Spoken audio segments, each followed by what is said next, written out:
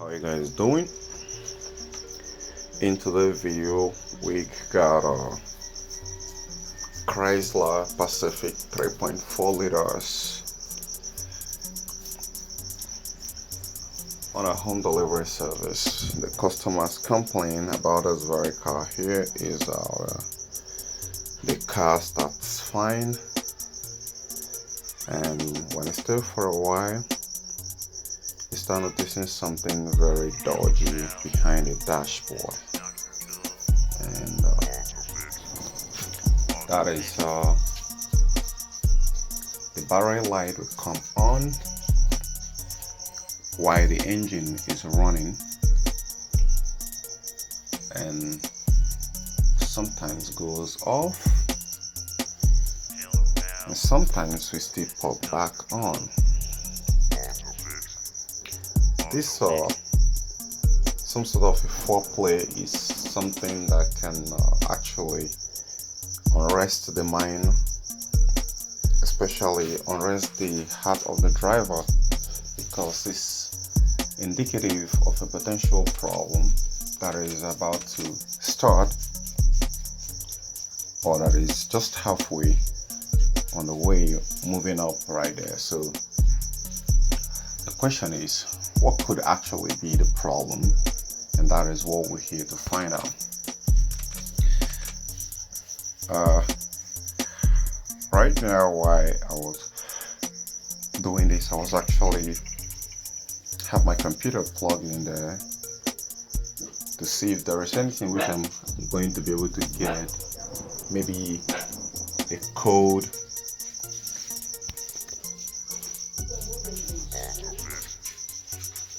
an error code that's going to actually give me a clue to what is going on, and pick it up from there. But there is few things which I have in mind, against all odds, as even the car is currently running, that over the few moments where I have it right there, I could look at everything right here and take a look at the alternator and see what's going on there. That although this car is a Titan, it's hardly run out of power, you hardly run out of juice. I've seen it before. It's a very, very good one. I could tell by it looked that the alternator has actually lived up to its expectation.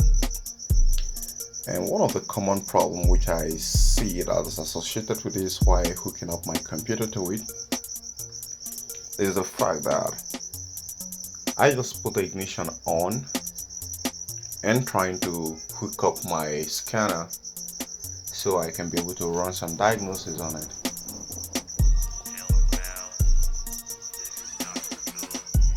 While scanning after getting it connected, I was going through different modules to find the problem. I couldn't find the problem. So I started scanning through different, going complete to check out the health details, the health status of the car.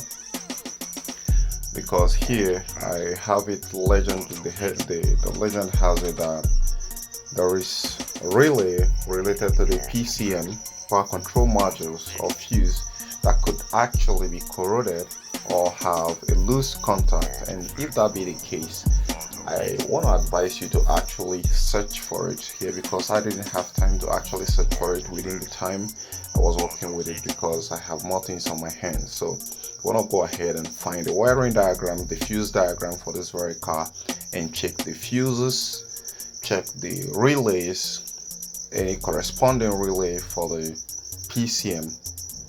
Why did I ask you to do that? I want you to do that because the relay related to the PCM is actually the charger regulator for the alternator, which is also the generator in the term inside is engineering terminology of Chrysler.